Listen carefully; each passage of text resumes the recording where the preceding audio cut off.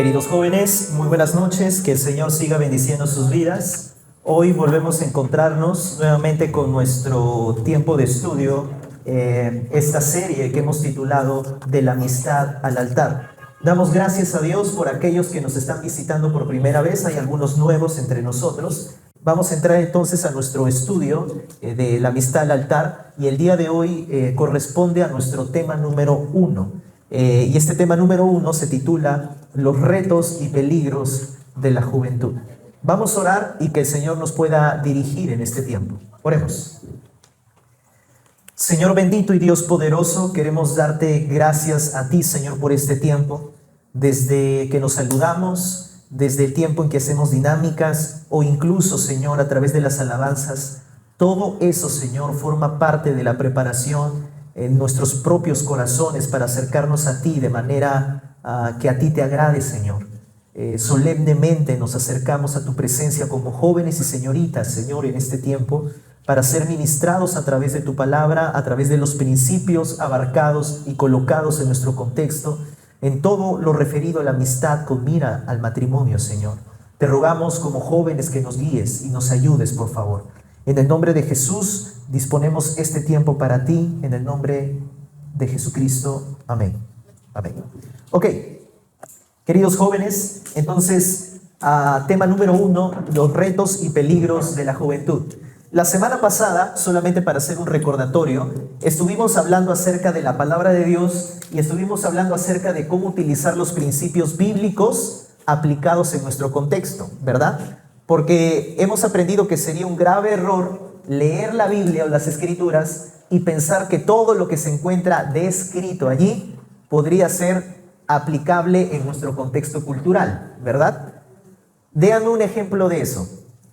Por ejemplo, los matrimonios, ¿quiénes los arreglaban en la Biblia? Pregunta, ahora en nuestro contexto cultural, ¿hacemos eso? No. Hay algunos que después del tema dijeron, menos mal, pastor, que nuestros padres no hacen eso. Imagínate, ¿no? Las implicancias que tendrían hoy. Bueno, algunos se acercaron diciendo, ¿cómo no es así hoy, no? Sería más fácil para mí, pastor, ya mucho. De frente, mis padres oran, que el Señor los guíe. Sí, pues, pero son diferentes tiempos, diferentes contextos. Hoy entramos a los retos y peligros de la juventud. Leo tu material y vamos dándonos cuenta de algunas cosas. En primer lugar, las decisiones que tomarás en los años de tu juventud son de mucha importancia porque van a afectar el resto de tu vida. Escucha, ¿por qué son las decisiones tan importantes? Porque esas decisiones que tomes ahora en la juventud te darán muchas oportunidades y bendiciones. O muchas cargas y culpas. Fíjense, las decisiones que tú tomes en este periodo de juventud, algunos tienen 19, 20, otros 35 a más, sea la etapa de la juventud en la que te encuentres en este momento, las decisiones que tú tomes van a definir mucho lo que va a pasar por el resto de tu vida. Te van a dar oportunidades y bendiciones, ¿o qué te van a dar? Cargas y culpas. ¿Por qué? Allí formarás el inicio de tu relación con Dios. Darás pasos hacia una carrera profesional o laboral y tomarás decisiones acerca de tu trato con el sexo opuesto. Y tal vez allí formarás una vida matrimonial, las decisiones que vas a tomar. Ahora, ¿es tan importante las decisiones? Sí, queridos jóvenes. Escúchame, Dios te ha dado a ti. Seas una persona que esté acompañándonos las primeras semanas y todavía no hayas tomado una decisión por Cristo, o seas un creyente, Dios te ha dado la capacidad de tomar decisiones en tu vida. Esas decisiones corresponden a tu libre albedrío.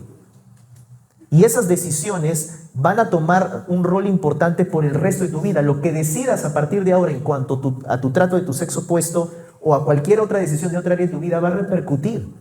¿Dónde está eso de las decisiones, pastor? Bueno, un ejemplo de eso lo encontramos en Deuteronomio capítulo 30. Espero que hayas traído tu Biblia. Deuteronomio capítulo 30, versículo 14. Deuteronomio 30, 14. Miren lo que dicen las Escrituras. Dice, porque muy cerca de ti está la palabra en tu boca y en tu corazón, para que la cumplas. Versículo 15. Mira, dice el Señor, está hablando con el pueblo de Israel, y mira lo que les dice. Mira, yo he puesto delante de ti hoy, ¿qué cosa? la vida y el bien, la muerte y el mal. Wow. Lee conmigo hasta el versículo 19. A los cielos y a la tierra llamo por testigos hoy contra ustedes, porque yo el Señor, dice la palabra, les he puesto delante, ¿qué cosa? Vida y muerte, bendición. ¿Te das cuenta? El Señor te lo coloca. Mira, aquí está la vida, aquí está la muerte, aquí está la bendición y aquí está la maldición. ¿Y qué te dice el Señor al final de este versículo? ¿Qué debes de hacer? ¿Quién va a escoger? ¿El Señor por ti? Escoge, pues, la vida. ¿Para qué? Para que vivas tú y tu descendencia. Es decir, tú vas a tomar tus decisiones. De hecho, que todas estas semanas que vamos a ir reflexionando a través de la palabra de Dios y los principios, Dios te va a colocar aquí, mira, si tú tomas bien las decisiones que yo te muestro en mi palabra, te va a ir bien. Vas a obtener la bendición, pero si tú decides rechazar todo el consejo que yo te voy a dar, aquí está la muerte y aquí está la maldición. Pero el Señor quiere que escojas tus decisiones. Él quiere que vivas y vivas bajo la bendición de Dios. Él quiere eso para tu vida. Pero tú escoges al final y al cabo. Es tu decisión.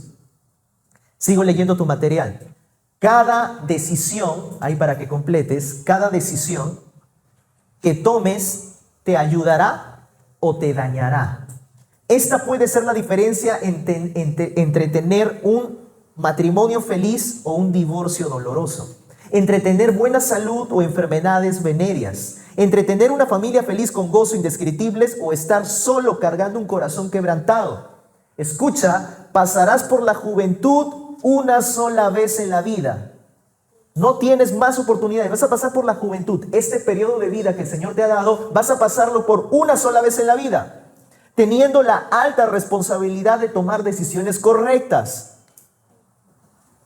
Muchas personas son sabias después de pasar experiencias dolorosas y vergonzosas. Así ocurre. Pero déjame decirte algo y quiero ponértelo grande. Es difícil ser sabio a tiempo. Querido joven, tú que estás pasando por esta etapa de la juventud y que estás pasando por decisiones importantísimas a tomar en este periodo de tu vida, déjame decirte algo que es una realidad. Es difícil ser sabio a tiempo. Hay muchas personas que obtienen sabiduría lamentablemente después de haber cometido muchos errores. Hay jóvenes que cuando llegan a la oficina pastoral vienen ya habiendo pasado por decisiones dolorosas que han quebrado su vida y han quebrado la vida de otros. Han malogrado su vida. Dios restaura, por supuesto, pero ya adelantaron cosas que nunca debieron hacer. Quebraron y dañaron sus vidas cuando no debió haber sido así. Han aprendido después de haber pasado por heridas y por circunstancias complicadas. Pero Dios, en muchos casos para ustedes, Dios no quiere que tú pases por esas experiencias dolorosas de pecado. Él quiere que aprendas a ser sabio a tiempo. Y es difícil ser sabio a tiempo. ¿Cómo soy sabio, pastor? El Salmo 19:7, nuevamente si tienes tu Biblia, el Salmo 19:7 nos da una buena indicación. Todo aquel joven o señorita que quiere aprender a ser sabio a tiempo, debería leer el Salmo 17:9. Salmo 19:7. Dice, la ley de Jehová, habla de la palabra de Dios, la ley de Jehová es perfecta que convierte el alma. Ok, sí, pero mira lo que dice luego. El testimonio de Jehová es fiel, que hace ¿qué cosa? Sabio al sencillo. ¿Quién es el sencillo? Una persona que no tiene mucha sabiduría, el sencillo. Pero ¿qué hace la ley de Dios? ¿Qué hace la palabra de Dios con aquel que la toma, la estudia? Le provee ¿qué cosa? Sabiduría. ¿Quieres ser sabio a tiempo? Tienes que tomar la palabra de Dios para ti. No hay forma que puedas alcanzar sabiduría de Dios en esta vida si tú no estudias la palabra de Dios. Solo la ley de Dios, el testimonio del Señor, puede ayudarte a ser sabio a tiempo. Tomando todo esto en cuenta, debes hacerte la siguiente pregunta. Escucha, y aquí viene ya la parte directa a nuestro tema de hoy. Entonces, la pregunta es, ¿cuáles son los retos y peligros que atravieso como joven en mi trato con el sexo opuesto? Bueno, en primer lugar, ¿cuál es el primero? La falta de experiencia. ¿A que no te esperabas eso en primer lugar? La falta de experiencia. ¿Se necesita experiencia? Sí, en su medida justa, por supuesto. Escucha por favor lo que te dice al principio en tu material de estudio. Si eres joven y señorita, una dificultad que enfrentas es el hecho que no tienes mucha experiencia. ¿Cómo que me falta experiencia, pastor? Yo tengo 30, 31 años, ya tengo mi bachillerato, ya estoy trabajando, lidero ahí en mis grupos de trabajo, ya sé trabajar con hombres y señoritas porque he hecho eso varias veces en la universidad. Por más títulos que tengas, por más años que tengas, la realidad es que te falta experiencia. Esa es la realidad. Te falta experiencia. No creas, por favor, ten cuidado. Sobre todo a los jóvenes adultos habla aquí, porque hay algunos jóvenes adultos que ya piensan que por algunas cosas que ya han pasado en la vida tienen la suficiente experiencia pensando que ya lo saben todo del sexo opuesto. Si piensas así, te has envanecido y eres un orgulloso. Ten cuidado con pensar así, porque la realidad es que no sabes todo del sexo opuesto. Quizás hayas podido avanzar un poco más que los demás, pero la realidad es que no lo sabes todo. Aunque los jóvenes piensan que sí lo saben todo, que ya saben cómo tratar, ya saben cómo son las mujeres y los hombres. Piensas que tú lo sabes, ¿no? Sigo leyendo. Los peligros y las tentaciones son muchas y constantes. Y escúchame, a veces no son tan obvias. Por ejemplo, quiero ponerte un ejemplo de cómo es que una persona con el sexo opuesto puede caer en una tentación que no muchas veces es obvia en primer lugar. Te quiero poner un ejemplo bíblico como, por ejemplo, el rey David, cuando hizo censo a su ejército. Mira, por ejemplo, está igualmente en tu material el versículo, Primera de Crónicas 21, del 1 al 3 y luego el versículo 7. Escucha lo que hizo David. Satanás se levantó contra Israel e incitó a David a que hiciese censo de Israel. Y dijo David a Joab y a los príncipes del pueblo: id y haced censo de Israel, desde Berseba hasta Dan, e informadme sobre el número de ellos para que yo lo sepa. Asimismo, esto desagradó a Dios e hirió a Israel. Es interesante, ¿no? Miren, yo no sé si estás siguiendo la línea, pero noten lo sutil que es la tentación. No parece ser tentación a primera vista. Porque les quiero hacer la pregunta, miren lo que está pasando. David, ¿qué quiere hacer? Quiere hacer un censo. ¿David qué es? Es un rey y quiere hacer un censo del ejército. Porque si te vas a ir a la guerra, al menos tú necesitas saber cuánta gente va a ir contigo. Eso es para hacer el censo. Pero ¿esto agradó o desagradó a Dios? Estos deseos de hacer un censo fue incitado ¿por quién? ¿Qué de malo tiene que un rey cuente a su ejército? Miren, queridos hermanos, aparentemente David estaba actuando como un líder, ¿no? Estratégico, que estaba contando su ejército. Pero ¿saben qué estaba detrás de ese conteo? Estaba el orgullo. Detrás de ese conteo estaba escondido su orgullo. ¿Por qué, pastor? Porque lamentablemente David colocó su confianza en el número de su ejército en vez de hacerlo en Dios, que le había dado las victorias en toda su batalla. ¿Se dan cuenta? Una buena acción, un buen acto, un acto que puede ser normal para cualquier persona, puede ocultar en realidad una tentación que ha venido internamente, y esa buena acción se puede convertir en algo que te lleve a desagradar a Dios. Quiero hacerte reflexionar sobre esto. David no supo discernir que aquello era una tentación disfrazada de algo que era aparentemente bueno. ¿Me entiendes? David no supo discernir que aquello era una tentación que estaba disfrazado de algo que aparentemente ¿qué era? Bueno. Para él era algo normal hacer un censo, pero detrás de eso se estaba encontrando la tentación a su orgullo y su soberbia y su autosuficiencia y su desconfianza en el Señor. Ahora yo te pregunto a ti, si esto le sucedió a un rey experimentado, te pregunto a ti, ¿cuántas tentaciones sutiles no pasarán por tu vida como joven en tu trato con el sexo opuesto? Si esto le pasó a un rey experimentado, ¿tú crees que no te va a pasar a ti en tus relaciones con el sexo opuesto?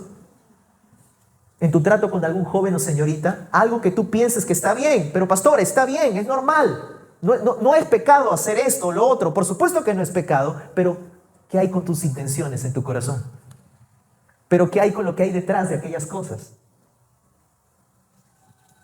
Te leo lo que dice tu material, ¿de acuerdo? Dice, los jóvenes piensan que ya lo saben todo o saben lo suficiente acerca de su trato con el sexo opuesto. Ellos piensan eso, pero caen en el mismo orgullo del rey David. Y esto es algo que tú debes de entender. El orgullo te hace pensar que tú ya no necesitas pedir consejo. El orgullo te hace pensar que tú ya no necesitas pedir ayuda, porque tú crees que ya lo sabes, pero en realidad no es así. Tú piensas que ya sabes cómo trataron a una señorita, en el caso de los hombres. Pastor, yo ya sé, ya me conozco, ya sé cómo piensa una dama, ya sé cómo debo de tratar, ya sé cómo debo ser prudente, cuidadoso, pero en realidad no lo sabes. Igual pasa con las señoritas, no, pastor, yo ya sé cómo tratar, ya sé cómo medirme, ya sé cómo qué, hasta qué punto, hasta que no qué punto, pero en realidad no lo sabes muy bien. Tú piensas que lo sabes, pero en realidad no muchas veces es así.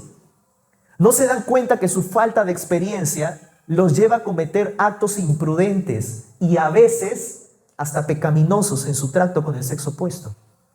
La falta de experiencia, queridos jóvenes, con el sexo opuesto nos lleva a comportarnos muchas veces de forma no adecuada. Y mira aquí lo que te pongo. Quizás no pecaminosa, pero sí muy peligrosa. Y me temo, queridos jóvenes y señoritas, que hay algunos jóvenes que les encanta caminar por el filo del abismo. Han aprendido, muchos creyentes han aprendido esta famosa frase, pero la Biblia no me dice que es pecado. Pero caminas por la fila del cornizo. Caminas por la fila, por el camino angosto, ya casi tirándote para el abismo. Hay algunos que les encanta caminar así en su vida cristiana. Y muchas veces caen. Porque están jugando este es un área gris, este es un área no pecaminosa. Entonces, si la Biblia me dice que no es pecado, bueno, yo camino por ahí. Pero sí es muy imprudente de tu parte. Te quiero recordar un gran principio bíblico para aquellos que les encanta caminar de esa manera. Primera de Corintios 10:23 dice, todo me es lícito, pero no todo conviene. Todo me es lícito, pero no todo edifica. ¿Saben qué te quiere decir eso? Que hay cosas que definitivamente la Biblia no te va a decir sí y no. Hay cosas que simplemente la Biblia en nuestro contexto te va a decir, oye, todo te es lícito, pero no todo te conviene. Te pongo algo, por ejemplo, la Biblia te habla acerca de usar redes sociales. ¿Hay algún versículo que te habla acerca de las redes sociales? No, no te dice nada. Entonces, ¿usar redes sociales es pecado o no es pecado? Pero la Biblia no dice nada de redes sociales. Sí, correcto, no dice nada. Todo te es lícito en esa parte. Hay una parte, todo te es lícito. Pero tú tienes que ver si te conviene, si es prudente para ti, si es adecuado para ti. Entonces, hay muchas áreas. Por ejemplo, te pongo 2 ejemplos porque los he contextualizado a la realidad aquí de San Juan de Miraflores. Perdónenme si choco aquí con algunos, ¿no? Por ejemplo, acompañar a una señorita al paradero, ¿es pecado o no es pecado? No, por supuesto que no lo es. Pero, escucha, pero puede estar generando en su corazón expectativas. Y hay algunos que ya saben cómo hacerla, ¿no? Después de saliendo de las reuniones. Pastor, es que es tarde, ¿no? ¿Está mal acompañar? No, por supuesto que no. Pero tú sabes exactamente qué es lo que quieres lograr, o cómo lo haces, o qué intención lo haces. ¿Te es lícito? Sí. Pero muchas veces, ¿qué hay detrás de eso? Es como David nuevamente, estás haciendo el censo. ¿Qué de malo tiene hacer el censo? No tiene nada de malo. Pero ¿qué es lo que hay detrás? ¿Cuál es la intención que hay detrás? Por ejemplo, otro ejemplo más. Mandar un WhatsApp. Llegaste bien. Puede ser que sea inofensivo, pero puede estar disfrazando intenciones ocultas. Hay algunos que les encanta eso. Y no solamente el llegaste bien, el decir, hola hermanita, el pastor me ha mandado que coordine contigo. Hay algunos que toman hasta el nombre, ¿no? Del pastor, del coordinador, de no sé quién. Y claro, te es lícito poder coordinar, hablar, poder estar así. Por supuesto que lo es, no hay ningún problema. Pero, nuevamente, ¿cuál es la intención detrás del corazón? ¿Qué es lo que hay detrás? Realmente ¿Es pura tu intención? ¿O hay algo más? Eso solamente lo sabe el Señor. Pero se han dado cuenta muchas veces que podemos cometer actos en las que muchas veces podemos decir, oye, esto es normal, esto es lícito, no hay ningún problema, no hay nada aquí que nos pueda decir alguien, oye, ¿qué estás haciendo? Es pecado. No, estoy caminando bien, pero escucha bien, podemos hacer cosas que aparentemente son correctas, pero con intenciones que pueden ser pecaminosas. Y no nos damos cuenta, queridos jóvenes y señoritas, que podemos estar afectando el corazón de nuestro hermano y de nuestra hermana. Porque quiero hacerte recordar algo, y aquí lo leo, ¿de acuerdo? La realidad de las cosas es que no has tratado mucho con el sexo opuesto. Y debes de entender algo, y te lo pongo para que lo entiendas. Un varón, escuchen, queridas damas, un varón no piensa como una mujer. Queridos jóvenes, una mujer responde diferente que un varón. No somos iguales en ese sentido. Somos distintos y Dios nos ha creado distintos. Tú piensas como dama que hacer algo de manera X, algún trato amigable con el sexo opuesto, y tú piensas que está bien desde tu lado de mujer, pero no sabes que en el varón pasan cosas completamente distintas. En el caso de los hombres, nosotros pensamos que tratando así al sexo opuesto, piensas que estás bien, pero en realidad tú no sabes lo que puedes estar generando en el corazón de una señorita, porque somos distintos en diseño. ¿Quieres ver un ejemplo de esto? Por ejemplo, Primera de Pedro, capítulo 3, versículo 7, es un mandato que se nos da a los esposos, referente a sus esposas, pero que aplica perfectamente para entender que tenemos diseños distintos. Por ejemplo, miren lo que dice la palabra de Dios. Vosotros maridos, está hablando del rol del hombre, vosotros maridos, igualmente vivid con ellas sabiamente, está hablando de relación matrimonial, dando honor a la mujer como vaso ¿qué? Como vaso más frágil. ¿Cómo el esposo debe de tratar a su esposa? ¿Cómo qué? Y como coherederas de la gracia, para que vuestras oraciones no tengan estorbo. Ok, aquí hay un principio matrimonial para los esposos, pero quiero sacar el principio hablando en general del diseño del hombre y la mujer. ¿Por qué es que el esposo debe tratar así a su esposa? Porque el esposo es hombre, es varón, y la esposa es mujer. Tenemos un diseño distinto. No significa que el hombre no sea frágil, dice que la mujer es vaso más frágil. Nosotros los hombres también somos frágiles. También lloramos, ¿verdad? ¿Cuántos hombres lloran atrás? ¿También lloran? No, pastor, no lloramos. Sí, lloran bastante.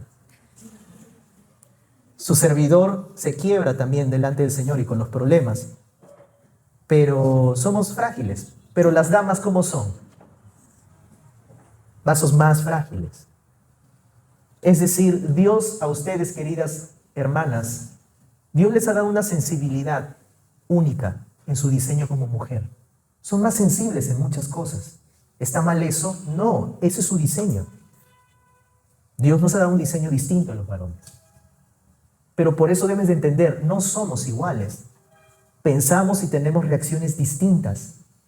Somos distintos. Y por eso tu falta de experiencia puede estar jugándote en contra porque tú piensas que sabes cómo reacciona el sexo opuesto, pero en realidad no es así, no lo sabes, porque eres mujer. Una mujer, escucha, una mujer nunca va a poder comprender así exactitud lo que pasa en la cabeza de un chico. En este caso, solo un chico puede saber aún con más certeza cómo piensa un chico. Igualmente las mujeres, las señoritas. ¿Me entienden, verdad? ¿Cuál es entonces el primer reto y peligro que tienes? Tu falta de experiencia. Sin embargo, a pesar de ello, los sexos opuestos se atraen como si fueran de polos opuestos. A pesar de que somos distintos, con diseños distintos, estos sexos opuestos se van a atraer, porque van a intentar complementarse. Ese es el diseño de Dios. Voy, punto B. ¿Cuál es otro reto y peligro que también tenemos, aparte de nuestra falta de experiencia, queridos jóvenes? Los deseos sexuales y una naturaleza caída. Los deseos sexuales y una naturaleza caída. Miren, tenemos que hablar seriamente de esto, queridos hermanos y hermanas. Y voy con el primer párrafo de tu material y voy a intentar explicarlo rápidamente. Con el crecimiento del cuerpo viene la producción de hormonas y con ellas se presentan nuevos y fuertes deseos sexuales que el joven y las señoritas no habían experimentado antes. Ahora, déjame decirte uno de los grandes retos que tú tienes como joven y señorita. A medida que tú vas creciendo, ¿qué se van desarrollando? Las hormonas, la producción de hormonas, queridos jóvenes. Miren, yo no he estudiado medicina, no he estudiado ciencia en el sentido más estricto de la palabra, no soy de esta carrera, pero ustedes saben a partir aproximadamente de qué edad se van desarrollando estas hormonas. Hay algunos aquí que han estudiado medicina, así que corríjame si me equivoco, pero la gran mayoría de fuentes de ciencia que he investigado, incluso en los endocrinólogos pediatras y los endocrinólogos en general, es a partir de los 8 o 9 años. Ya se van desarrollando las hormonas. En adelante. Las damas siempre es un poco más adelantado que los hombres, obviamente. Aproximadamente hasta los 14 años o 15. Se van desarrollando las hormonas. ¿Qué clase de hormonas, por ejemplo? En los hombres se va desarrollando la testosterona. En las mujeres se van desarrollando los estrógenos. ¿Qué son ese tipo de hormonas, pastor? Son hormonas que simplemente van ayudando al cuerpo a desarrollar, en el caso de los hombres, la producción de espermatozoides. Se va iniciando los deseos sexuales, en el caso de los hombres. En el caso de las señoritas, con los estrógenos, se va desarrollando su ciclo menstrual. Regula. Y también sus deseos sexuales de las señoritas. Esas son las hormonas. Y sin contar, mis hermanos, la producción de químicos que se van liberando en el cerebro, en ese brote también de esos rangos de edades. Por ejemplo, la oxitocina y la dopamina. Todo se va liberando y todo se va desarrollando. Ahora, son esas hormonas en tu cuerpo que te van dando ¿qué cosa? Te van empujando a tener ¿qué? Deseos sexuales. Ahora, ¿tú puedes controlar eso? ¿Tú puedes controlar cuántas hormonas te va desarrollando tu cuerpo? ¿Tienes fuerza sobre eso? No. ¿Quién crees que hizo que tu cuerpo desarrolle esas hormonas? Ya, aquí leo. Estos deseos sexuales son deseos que Dios mismo ha permitido en tu cuerpo para ser usados ¿dónde? Dentro del matrimonio. ¿Te has dado cuenta? Cuando hablamos incluso de deseos sexuales y de estas hormonas que se van liberando en nuestro cuerpo, hay algunos que dicen, no, esos deseos, pastor, son cochinos. Y he escuchado eso, ¿no? Pero en realidad no es así. Las escrituras nos mencionan y nos enseñan también en parte que los deseos sexuales son deseos que Dios mismo ha colocado y ha permitido en el ser humano. Viéndolo de manera científica y biológica, te he dicho algunos de estas hormonas que se van produciendo en tu cuerpo, naturalmente. Ninguno de los que está aquí, escuchen, ninguno, por más cara de santo o santa que puedan colocar en este tipo de temas, nadie está libre de esas hormonas. Todos ya le están produciendo. Todos. No, pastor, yo no libero testosterona, yo no libero nada, pastor. Yo no tengo ningún tipo de deseo hacia el sexo opuesto. Nada, pastor. Tengo el don de continencia. Mentiroso. Porque tener el don de continencia no significa que no tengan las hormonas. Las tienen. Y los deseos sexuales son presentes. Todos aquí la tienen. Mira, por ejemplo, qué dice la Escritura en Génesis 2:24. Por tanto, dejará el hombre a su padre y a su madre y se unirá a su mujer, pacto matrimonial. Se unirá a su mujer y ambos, ¿qué serán? Una sola carne.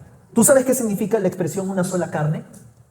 ¿Sabes a qué se está refiriendo Dios con ese término? Relaciones sexuales.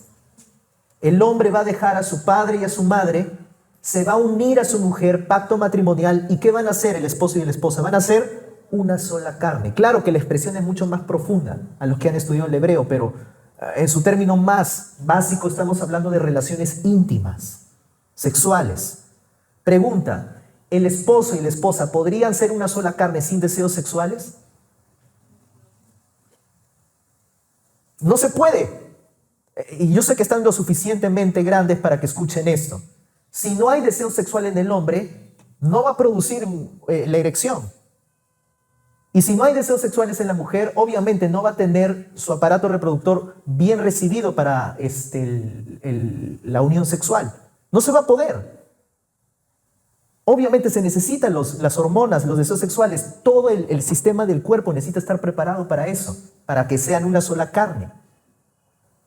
Entonces, definitivamente Dios tiene que haber hecho eso. ¿Para qué? Para que dentro del matrimonio pueda ser usado y sea una sola carne. Otro ejemplo en la Escritura, 1 Corintios capítulo 7, versículo 3. Miren lo que le dice al marido. El marido cumpla con quién. Habla de su esposa, ¿no? Pero ¿qué debe de cumplir? El deber conyugal. ¿Qué es el deber conyugal? ¿Quién creen que es? Las relaciones íntimas. El esposo debe de cumplir con la mujer, con su esposa. El deber conyugal. Escuchen, y lo mismo pasa con la mujer, asimismo la mujer con el marido. Ahora, pregunta, ¿puede haber deberes conyugales? ¿Puede haber relaciones íntimas sin deseos sexuales? No, para eso Dios ha tenido que preparar nuestro cuerpo, nuestro cerebro, todo lo que hay en nuestro ser interior, incluso biológicamente, para llegar a ese punto. En ese sentido, los deseos sexuales son deseos colocados por Dios. Así que no los llames cochinos o sucios. Sucios tus deseos de la carne, eso sí. Ahí sí podría. Pero los deseos que son naturales, que vienen de tu propio cuerpo, que es natural, pues no, esos son colocados por el Señor. Pero ¿por qué siempre lo asociamos con algo malo, pecaminoso? Y aquí te continúo lo que dice el párrafo. Para el joven y la señorita que están esperando en la voluntad y tiempo de Dios, los deseos, las atracciones, los sentimientos, que ya te dije cuáles son las hormonas, ¿no?, que van llevando todo eso, pueden resultar muy difíciles de controlar. Ahí está el punto. Muy difíciles de controlar. ¿Te acuerdas que hablamos de las decisiones hace un momento? Que Dios quiere que cojas la bendición.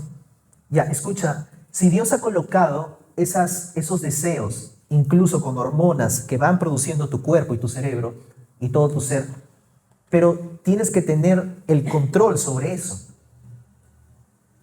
Pero no es fácil de controlar. Muchos, por ejemplo, aquí en la adolescencia, a los varones, cuando va produciendo esto en nuestro cuerpo, díganme si no es fácil de controlar esos deseos que van produciendo nuestro cuerpo. Es muy complicado en la etapa de la adolescencia. Por eso que varios incurren a la masturbación. Y los chicos, sobre todo más, pues un deseo muy fuerte que va viajando y que es muy difícil de controlar. Igualmente para las señoritas, es muy complicado en realidad de controlar. Pero aquí voy.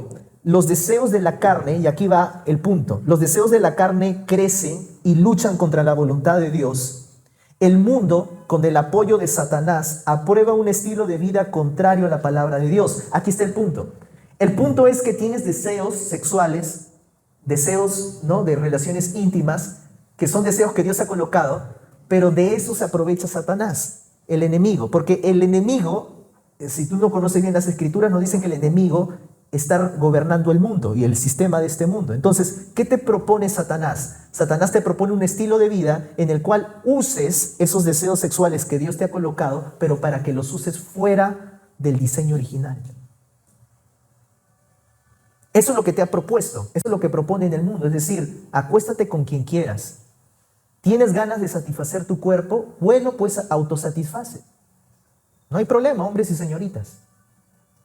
Entonces, eso es lo que propone el enemigo, utilizar aquello que Dios ha diseñado y ha puesto en nosotros para ser usado en un momento específico, pero quiere distorsionarlo. Continúo leyendo. Aunque no somos del mundo, si eres creyente, muy bien, no eres del mundo. Vivimos en el mundo. Aunque no somos del mundo, vivimos en él. Y estamos expuestos a los ataques continuos debido, escucha bien, a nuestra naturaleza caída. Y ahí lo completas, por favor. Debido a nuestra naturaleza caída. Aquí está la clave, queridos jóvenes. Debido a esa naturaleza caída, nuestros deseos sentimentales y sexuales nos empujan ¿a qué? A deshonrar nuestros cuerpos y sobre todo a Dios. La clave, la palabra clave aquí, ¿cuál es? La naturaleza caída. Algunos se preguntarán, ¿qué es eso, pastor? Quizás algunos se pregunten. Miren, La Biblia nos menciona que el ser humano, desde el momento en que nace, ya tiene una naturaleza corrompida por el pecado. David lo escribió de esta manera: en pecado me concibió mi madre. Es decir, todos nosotros nacemos con una naturaleza corrompida, extraviada, caída por el pecado en todo nuestro ser integral. Nuestros sentimientos, nuestros pensamientos, nuestra voluntad están corrompidas por el pecado.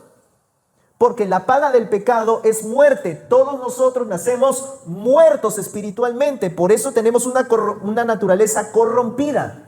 Ahora, imagínate, Dios nos ha diseñado nuestro cuerpo para desarrollar estas hormonas y que estas hormonas fomenten los deseos sexuales. Ahora, imagínate que tienes una naturaleza corrompida por el pecado. ¿Qué crees que va a pedir tu cuerpo?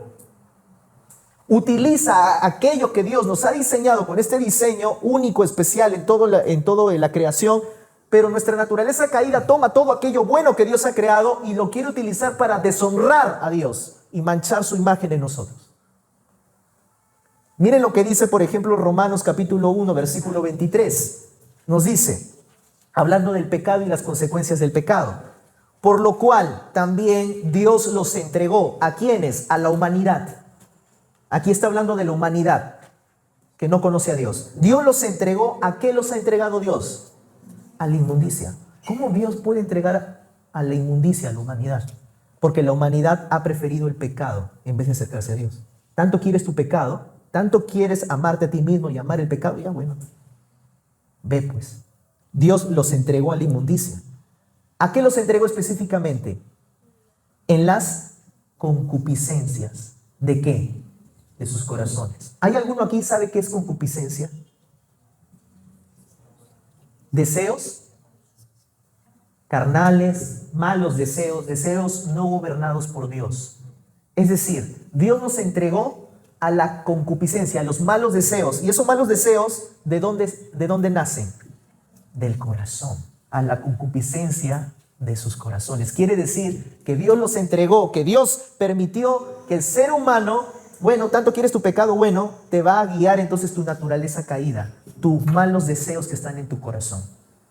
Por algo el Señor dijo: ¿de dónde vienen los homicidios? ¿De dónde vienen las mentiras? ¿De dónde vienen los malos pensamientos? ¿De dónde crees que vienen? Del corazón. Alguna vez un joven me dijo: oye, discúlpeme, Guillermo, a veces en la universidad me dicen, cada vez hablan bastantes lisuras pues en los grupos, ¿no? Y cuando yo me acerco hay como un par que todos se dicen: oye, ya viene, uy, discúlpame, perdón, Guillermo, no debí decir una mala palabra. ¿Y por qué te disculpas? Le digo: porque tú sabes que estás diciendo malas cosas. Ay, sí, perdón. Pero yo le digo: bueno, por más que me pidas disculpas, en realidad la Biblia dice que lo que tú hablas, en realidad, ¿de dónde sale? Del corazón, porque del corazón salen las palabras. Solamente estás evidenciando lo que hay dentro de tu corazón. No puedes evitarlo, le digo. Necesitas un cambio de corazón. Y a veces así trato de evangelizar a los compañeros. Pero a lo que voy es, Dios ha entregado entonces al ser humano a las concupiscencias de sus corazones. De modo que, y mira cómo se manifiesta, de modo que, ¿qué hicieron los seres humanos? Deshonraron entre sí, ¿qué cosa?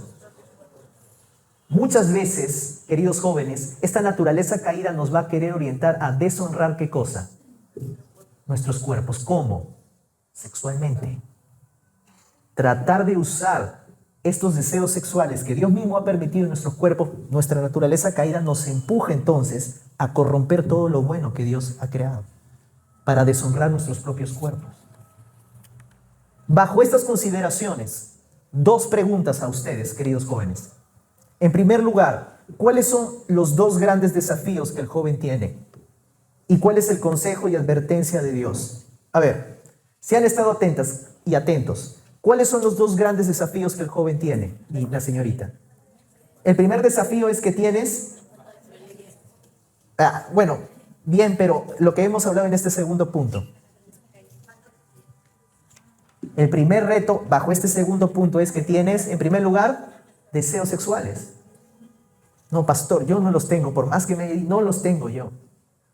Yo nunca pienso en eso, jamás, nunca he sentido. Mentiroso. ¿Cuál es el otro gran segundo desafío, según este segundo punto? No solamente tienes deseos, ¿qué más tienes? una naturaleza caída. Ahí están los dos aspectos, queridos jóvenes. Esos son sus dos grandes desafíos.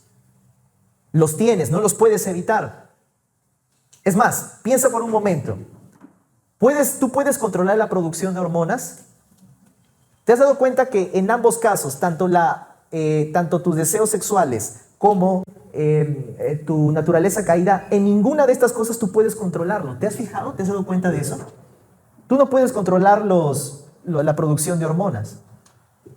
Pero te has dado cuenta que cuando tú te vuelves cristiano, es decir, permíteme mencionarte a ti, querido joven y señorita, que quizás nos acompañas en esta semana si no has tomado una decisión por el Señor.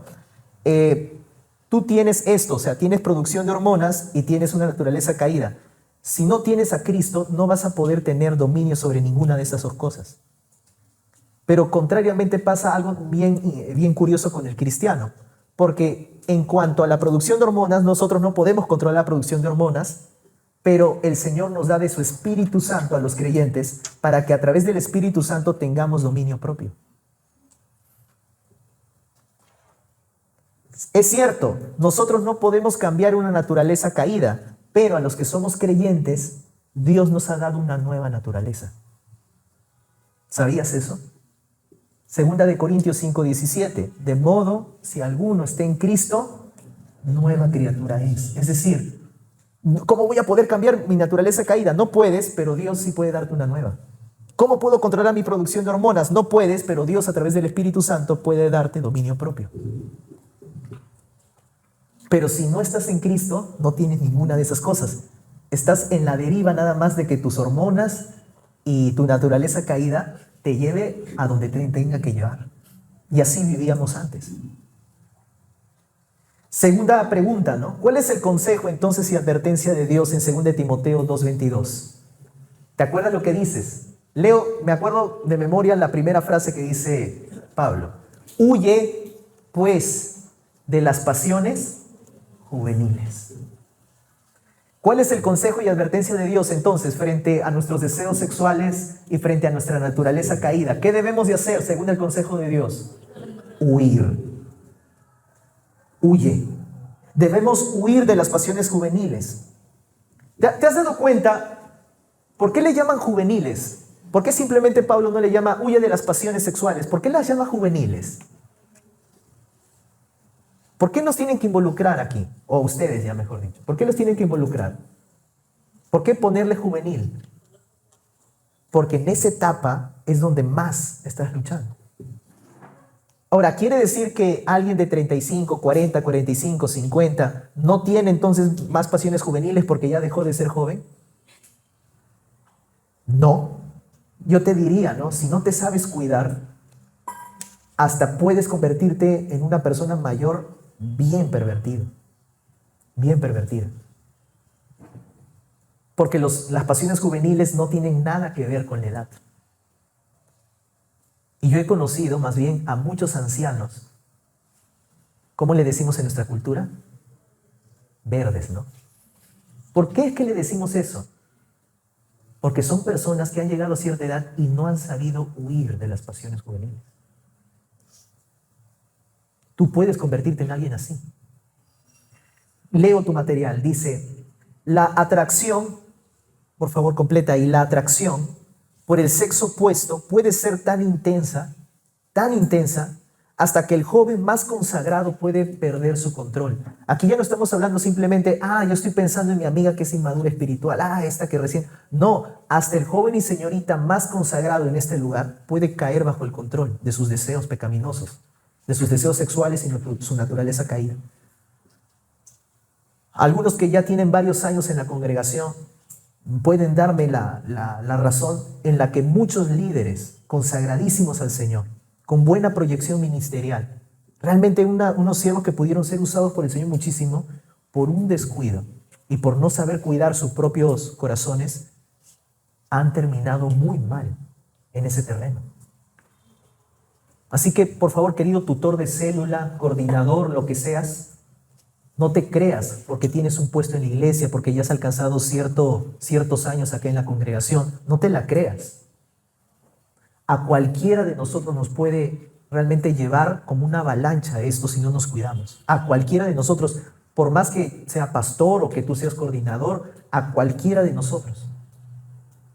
Porque esto es un área muy delicada.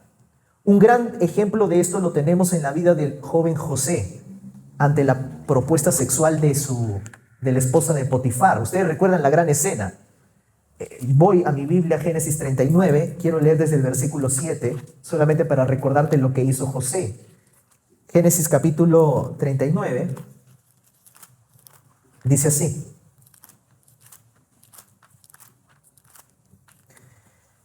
Aconteció después de esto que la mujer de su amo puso los ojos en José.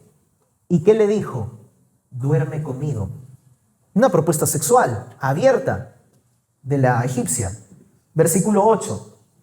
Y él no quiso y dijo la mujer de su amo: he aquí que mi señor no se preocupa conmigo de lo que hay en la casa y ha puesto en mi mano todo lo que tiene. No hay otro mayor que yo en esta casa y ninguna me ha reservado sino a ti, por cuanto tú eres su mujer. ¿Cómo pues yo haría este gran mal y pecaría contra Dios? Hablando ella, José, cada día y no escuchándola a él para acostarse al lado de ella para estar con ella. Aconteció que él entró un día en la casa para hacer su oficio y no había nadie de los de la casa allí, es decir, estaban solos. Y ella lo tomó, lo asió por su ropa diciendo: acuéstate conmigo, duerme conmigo. Entonces él dejó su ropa en las manos de ella y ¿qué pasó? Huyó, salió. ¿Se han dado cuenta que ante la propuesta, qué hizo José? Le dijo: espérame, déjame leerte un versículo bíblico. Déjame darte un consejo. Déjame darte mi material de la amistad al altar. No hizo eso. ¿Qué hizo? Huyó. ¿Saben por qué? Pero José, a los que han estudiado su vida hasta este punto, tú sabes que José era un hombre ultra consagrado, dedicado al Señor. ¿Por qué crees que huyó teniendo tal calibre espiritual en su vida? Porque sabía que con esta área, queridos jóvenes, no se tiene que pensar mucho. Sus deseos sexuales y su naturaleza caída en cualquier momento lo iban a jalar. Es preferible huir. Dado que los deseos sexuales, leo tu material, siempre estarán en la vida del joven, el aprendizaje, escucha, ¿de qué? Del dominio propio. Del dominio propio y del discernimiento son urgentes.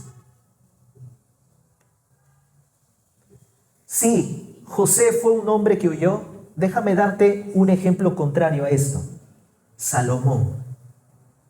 Salomón es el viejo que no huyó. Si José fue el joven que huyó, ¿saben quién fue Salomón? El viejo que no huyó. Porque hasta de viejo puedes pecar en tus ¿cómo le hemos llamado? En tus pasiones juveniles. Mira, por ejemplo, ve a tu Biblia, Primera de Reyes capítulo 11, versículo 1. Primera de Reyes capítulo 11, versículo 1. Mire lo que le sucedió a este viejo rey. Supuestamente, o es, uno de los reyes humanos más sabios sobre la tierra, por no decir el más sabio. Dios le dio la sabiduría. Más que él, solo Jesucristo, en cuanto a sabiduría, nada más, ¿no? Primera de Reyes 11:1, miren. Pero el rey Salomón amó, además de la hija de Faraón, a muchas mujeres extranjeras. ¡Wow! Pero Salomón ya estaba casado. Salomón ya tenía esposa. ¿Y qué hizo? Amó a otras mujeres. ¿Qué le pasó? Ya siendo viejo, miró a mujeres más jóvenes. Ya sabes qué ocurrió, ¿verdad? Bueno, pecado es pecado, pero miró incluso a mujeres extranjeras, ni siquiera las de su propio pueblo, o sea, peor, ¿no? A las de Moab, a las de Amón, a las de Edom, a las de Sidón y a las Eteas, gente de las cuales Jehová había dicho a los hijos de Israel: no os llegaréis a ellas, o sea, no van a tener relaciones con ellas, ni ellas se llegarán a ustedes, porque ciertamente harán inclinar sus corazones tras sus dioses. A estas pues se juntó Salomón, ¿con qué? Con amor. Es decir, tuvo pasión con ellas, tuvo deseos sexuales con ellas. Su naturaleza caída no cuidó su corazón, fue un viejo que no huyó. Versículo 3. ¿Y cuántas mujeres tuvo? 700 mujeres. ¿Y cuántas concubinas o amantes? 300. ¿Y qué pasó con su corazón? y sus mujeres. ¿Cómo un hombre así escribió Proverbios? Si no sabes, este mismo hombre escribió el libro de Proverbios de Eclesiastés en su Biblia. Obviamente lo escribió cuando estaba bien con Dios, no en este punto que ya estaba desviado completamente. Pero cuando su corazón estaba recto ante el Señor, escribió Proverbios. ¿No leyó sus propios proverbios? No. Mire versículo 4. Y cuando Salomón, ¿cómo era? Era ya viejo. Sus mujeres inclinaron su corazón tras dioses ajenos. Y su corazón, ¿cómo era? Ya no era perfecto con Jehová su Dios, como el corazón de su padre, David. ¿Te has dado cuenta, querido joven, que cuando no aprendes a entender la problemática de tu cuerpo, ¿no?, de tu naturaleza caída, los deseos te pueden llevar? Pastor, pero yo ya soy muy sabio, ya sé las escrituras. Sí, puede ser una Salomona, un Salomón ahorita. Pero si no aprendes bien, puedes terminar como él. Por más que seas un joven inspirado, con una mente brillante, con una entrega total a Dios, no importa, puedes terminar mal. Sigo leyendo. Debido al incremento de hormonas, la atracción hacia el sexo opuesto ha comenzado y los deseos sexuales podrían desarrollarse más que el dominio propio. Ese es el punto. O sea, porque cuando desarrollas las hormonas, desde que ya tienes 8 o 9 años, ya empiezan el desarrollo de hormonas. Entonces, cuando tienes 8 o 9 años, dígame, ¿qué niño, qué niña, así, conscientemente ya desarrolló una fuerte relación con el Espíritu Santo para desarrollar bien el dominio propio? Contadísimos, podría decir yo, ¿no? Menos. Pero casi nadie. Y eso también te pasa a ti. Tus hormonas se han desarrollado más rápido que el propio dominio propio. Por eso que es más urgente que puedas emplear eso entonces en tu vida. Los cambios biológicos pueden alterar las emociones y los ánimos y también pueden afectar el nivel de energía junto con la concentración mental y el equilibrio emocional. Terrible, ¿verdad? Pero esa es la realidad. Esos son los retos y peligros que tienes tú. Tercero, la carencia de instrucción bíblica. Es que aquí vamos a otra problemática, porque fíjate, en primer lugar no tienes mucha experiencia. En segundo lugar, tienes deseos sexuales y naturaleza pecaminosa, una naturaleza caída. O sea, empiezas ya a cuadrar un poco cuántas cosas tienes que aprender a lidiar como joven y señorita, y se te suma una más, la carencia de instrucción bíblica. Leo lo que dice aquí. Otro problema es la carencia de instrucción bíblica. Muchos jóvenes entran a esta etapa en sus vidas con poco o nada de preparación. Te pregunto, querido joven y señorita, yo sé que aquí son contadísimos con los dedos, estoy más que seguro que eso, pero te pregunto, ¿cuántos de ustedes, sus padres le hablaron de estos temas? ¿A cuántos de ustedes? Yo sé que algunos, porque son padres creyentes, que algunos de ustedes, gracias a Dios, el Señor les permitió. Gloria a Dios si Dios te ha dado padres que te hayan hablado de este tema y te hayan preparado para entrar a esta etapa. Pero estoy seguro que el 90% de los que están aquí, no ha sido así. Y posiblemente tú recién te estás enterando de todas estas cosas que hemos estado hablando a continuación, cuando debieron haber sido los padres, los responsables de tu vida espiritual, haberte instruido en todas estas cosas. Pero, nuevamente, no ha sido así. ¿Por qué? Déjame decirte algo acerca de tus padres o acerca de por qué los jóvenes entran con poca preparación. En primer lugar, ¿saben qué pasa con muchos padres?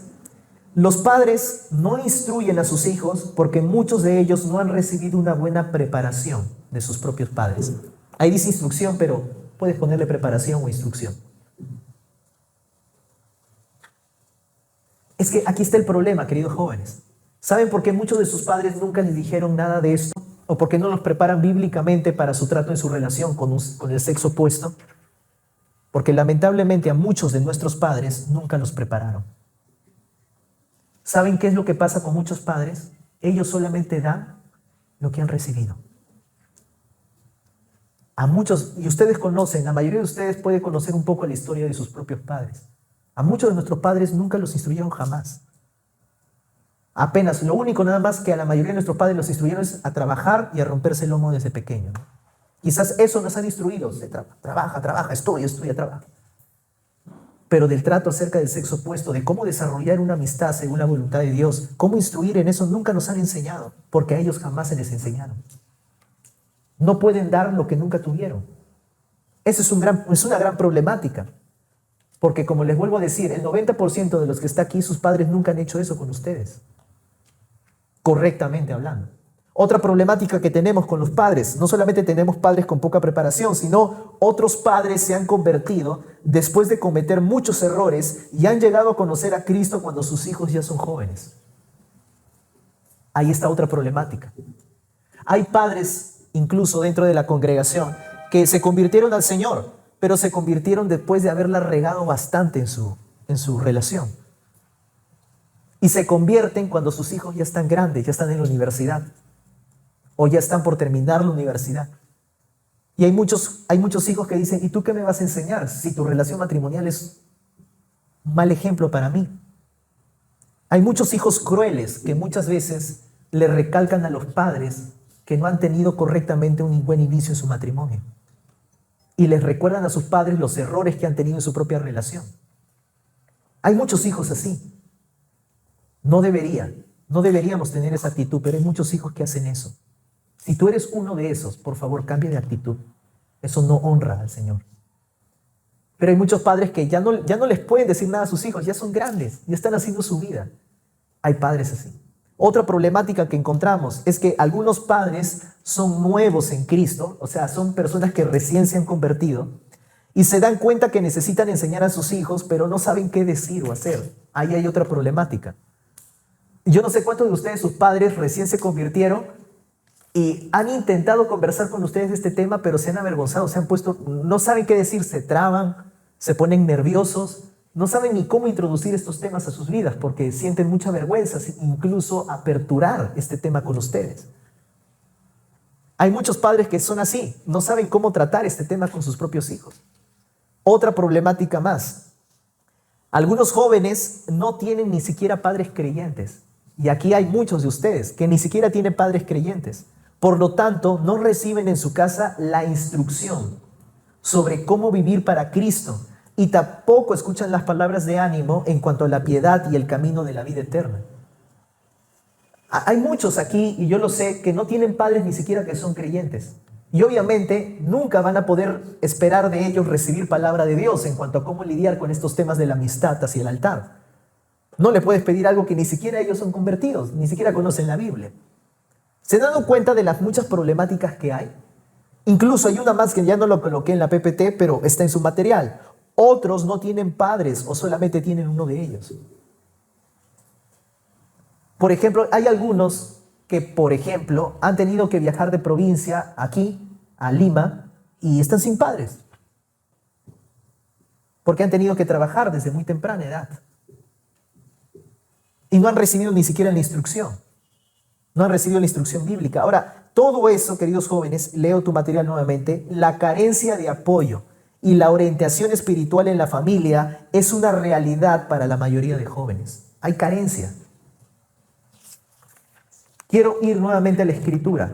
Aquí hay dos preguntas que tenemos que desarrollar. Bíblicamente hablando, ¿qué es lo que los padres deberían instruir a sus hijos? Bíblicamente hablando. Deuteronomio 6, del 6 al 7, texto muy conocido por varios. Van por favor conmigo a las Escrituras. Deuteronomio capítulo 6, versículos 6 al 7, dice lo siguiente.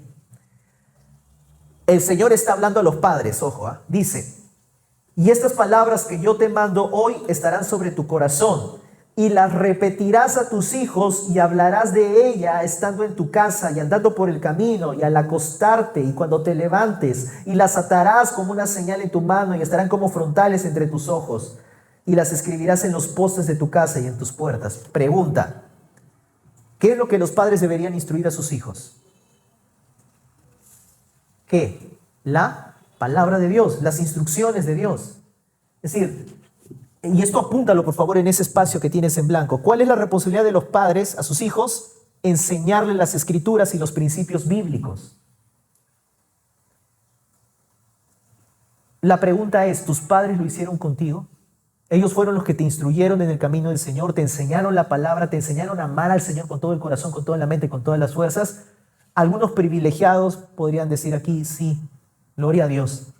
Tus padres obedecieron al Señor, gloria a Dios por ti. Otros, y la gran mayoría quizás de nosotros, tendríamos que decir, nunca me lo hicieron.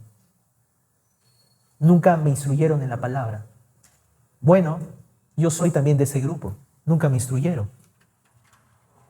Pero Dios ordenó que los padres lo hagan. Otro más. ¿Qué más deberían enseñar los padres a los hijos? Proverbios 1, del 8 al 9. Mira, un gran ejemplo. Proverbios capítulo 1, versículo del 8 al 9. Miren lo que dice un buen padre. Dice, Proverbios capítulo 1, versículo 8 al 9. Dice, oye, hijo mío, la instrucción de tu padre, y no desprecies la dirección de tu madre, porque adorno de gracia serán a tu cabeza y collares a tu cuello.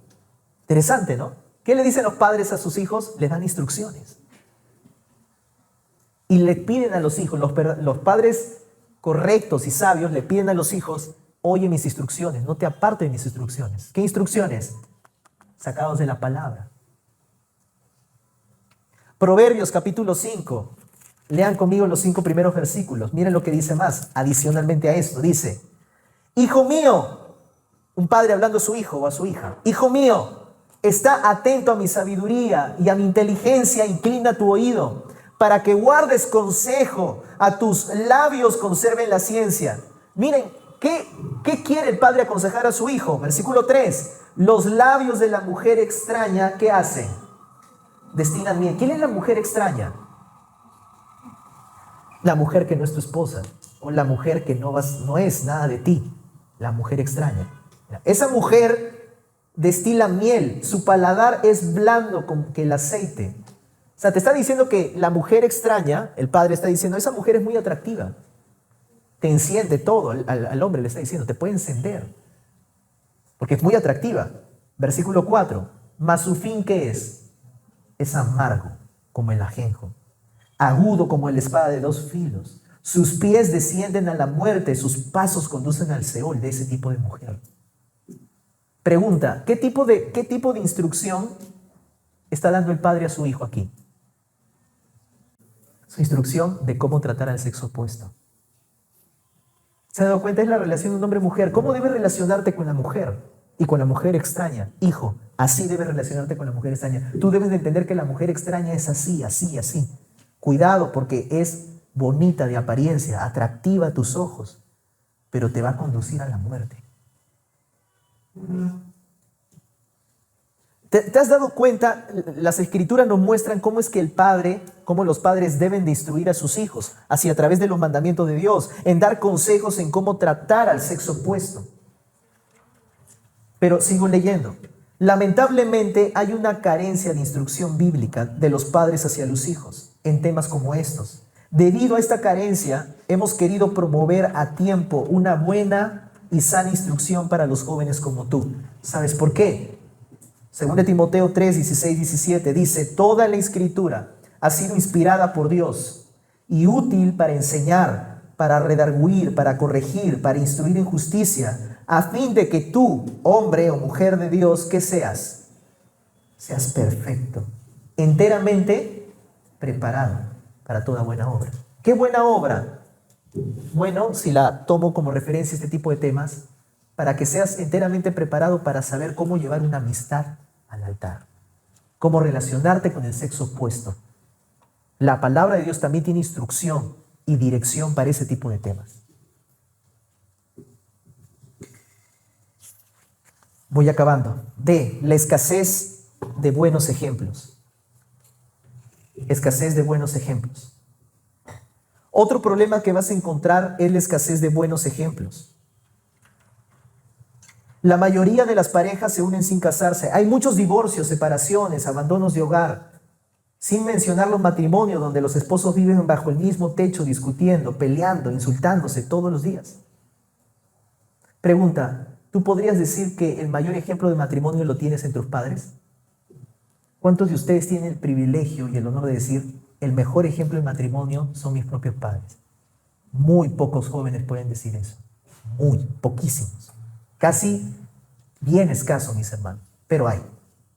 Porque la pregunta que tenemos que hacernos es, ¿dónde puedes encontrar un buen ejemplo de dominio propio, santidad, de un hogar alegre y un matrimonio feliz? Yo te hago la pregunta a ti, ¿dónde puedes encontrar así de buenos ejemplos matrimoniales? A ver, leo lo que dice tu material. ¿En las series de alguna plataforma de streaming ahí puedes encontrar buenos ejemplos matrimoniales? Por supuesto que no. ¿En las enseñanzas del colegio, en la universidad? Menos. ¿En los líderes políticos, deportistas, estrellas y actores de cine puedes encontrar un buen ejemplo matrimonial ahí? No. Si se paran divorciando y casando, ya van, la 12ª esposa va ahí en Hollywood. Menos pues en los líderes políticos, ¿no? Se paran divorciando, sí, hacen todas sus trafas. Menos ahí vas a poder encontrar un buen ejemplo matrimonial. En los cantantes famosos que con su linda voz cantan del amor, pero lo confunden con el sexo, ahí vas a encontrar un buen ejemplo matrimonial. Menos. En los vecinos, familiares, aún en tu propia iglesia. Sí, puede ser, ¿no? Si caminas por un parque en la tarde y ves una pareja sentada en una banca a solas, ¿aprenderás a cómo vivir en santidad? Hazte la pregunta seria. Cuando tú ves a una pareja en el parque, ¿puedes aprender santidad de ellos? La mayoría, ¿qué hace en el parque? Tú sabes qué es lo que hace. Hasta da vergüenza ajena, ¿no? ¿Aprenderás la fidelidad conyugal en las mujeres que caminan por las veredas? Si levantas la mirada por un segundo y vieras los letreros publicitarios o leyeras las noticias en un periódico, verías imágenes que agradan a Dios. Si navegas y entras a redes sociales como Instagram, Facebook, YouTube, TikTok, ¿podrías encontrar cosas que te alienten a vivir como Dios quiere? La mayoría de veces no. ¿Saben por qué? Porque hay pocos buenos ejemplos, pero abundan los consejos necios y las tentaciones atractivas. Abundan.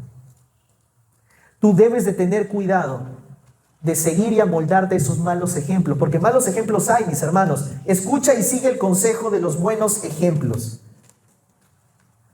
No seas como el joven necio que nunca quiso seguir buenos ejemplos, y mira lo que dijo este joven. Proverbios 6, del 12 al 13. Yo espero que nunca tengas que decir lo que este joven dijo aquí. Cómo aborrecí el consejo, y mi corazón menospreció la reprensión. No oí la voz de los que me instruían, y a los que me enseñaban no incliné mi oído. Yo espero que tú no seas uno de esos jóvenes que diga eso. Porque cuando no sigues buenos ejemplos, lamentablemente vas a ir para mal. Los malos ejemplos abundan en todo nuestro entorno. Pocos son los que muestran el buen camino. Pero si tú estás atento, querido joven y señorita, siempre vas a encontrar ejemplos dignos de imitar. Matrimonialmente hablando, o sea, una pareja de matrimonio realmente que pueda ser ejemplo para ti. Y cuando encuentres ese buen ejemplo de esposos, por favor, obsérvalos y aprende todo lo que puedas de ellos. Es un buen consejo que te damos. El mundo está plagado de pésimos ejemplos de matrimonio y relaciones de enamoramiento y novia, pésimos. Pero cuando tú encuentres un buen ejemplo digno de imitar, obsérvalo bien e imita todo lo que puedas imitar. Porque los malos ejemplos abundan. Son pocos los buenos ejemplos. Poquísimos. Es como hallar una perla preciosa en medio de tanta oscuridad. Pregunta aquí. ¿Qué aprenderás si sigues los buenos ejemplos? ¿Y qué sucederá si sigues los malos? Bueno, Proverbios 13:20 te va a decir algo bien directo. Y leo lo que dice Proverbios 13:20. Dice: el que anda con sabios, sabio será, pero el que se junta con necios va a ser quebrantado. Pregunta, ¿qué sucederá si sigues los buenos ejemplos según este Proverbios? Vas a ser sabio. Si tú aprendes de los buenos ejemplos matrimoniales en tu congregación, porque hay buenos ejemplos en la iglesia, si tú aprendes de ellos, de las cosas buenas, obviamente, tú vas a aprender a ser sabio. Pero si tú quieres tomar como modelo matrimonial a alguien que lamentablemente hizo de su matrimonio lo que sea, el pésimo ejemplo del matrimonio, tú vas a terminar siendo ¿cómo? Vas a terminar siendo quebrantado. Vas a terminar fracasando. Y por último, queridos jóvenes, la ausencia de discipuladores y amigos maduros. Ahí está el último. Lo quise dejar para el final porque es muy importante. Ausencia de discipuladores y amigos maduros. Leo lo que dice tu material. Muchos jóvenes no tienen un buen discipulador o un amigo maduro o madura en la fe a su lado, a quien puedan contarle sus tentaciones, fracasos, preguntas, dudas y frustraciones. No estoy hablando de padres todavía aquí, estoy hablando de discipuladores externos. No muchos jóvenes lo tienen, ahí está su gran problema. ¿Sabes por qué? Porque buscan el apoyo moral y personal, pero no han logrado encontrar una persona digna de su confianza para contarle lo más íntimo de su corazón. Ahí tienes un gran problema. ¿Cuántos de ustedes tienen un discipulador, amigo maduro en la fe, a la quien tú puedes rendirle cuentas? Deberías ser tu tutor de célula. Deberías tener un amigo madura en la fe, pero no tienes a nadie. ¿Por qué? Porque confías en ti mismo. Porque no tienes a quien abrir tu corazón. Ahí tienes el camino para el desastre en tu vida emocional. Necesitas discipulador y necesitas un amigo maduro en la fe. Lo necesitas. Tengo a Dios, lo tengo todo, pastor. Sí, pero las Escrituras nos muestran que Dios ha diseñado la iglesia para que nos edifiquemos de los más maduros. Por ejemplo, mira Efesios 4:16. El mismo Dios mira cómo establece nuestro crecimiento.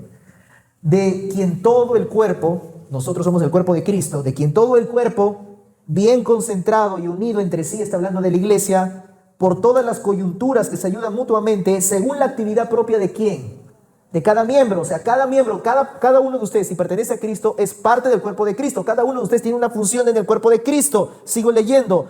Estos, según la actividad propia de cada miembro, recibe ¿qué cosa? Su crecimiento para ir edificándose en amor. Quiere decir que recibimos el crecimiento según la actividad de otro miembro distinto a nosotros. Recibo el crecimiento de otra persona que edifica mi vida. Tú también recibes el crecimiento con otra persona que edifica tu vida en amor. Pero para eso hay que encontrar buenos discipuladores y amigos maduros en la fe. Pero si no los tienes, estás en un terrible peligro. Leo el último párrafo. Lamentablemente, la ausencia de discipuladores y amigos maduros han llevado a muchos jóvenes a intentar vivir en solitario su vida cristiana, referente a los temas de la amistad con miras al matrimonio. Te animamos como pastores, te animamos a buscar a alguien en tu iglesia en quien tengas confianza. Yo le tengo confianza a mi amigo que tiene mi edad y que recién tiene 2 meses en la iglesia. A ese le tengo confianza. No un neófito, no alguien inmaduro. Necesitas buscar amigos maduros, discipuladores en esta parte de tu vida. Si eres una señorita, busca una hermana madura en Cristo.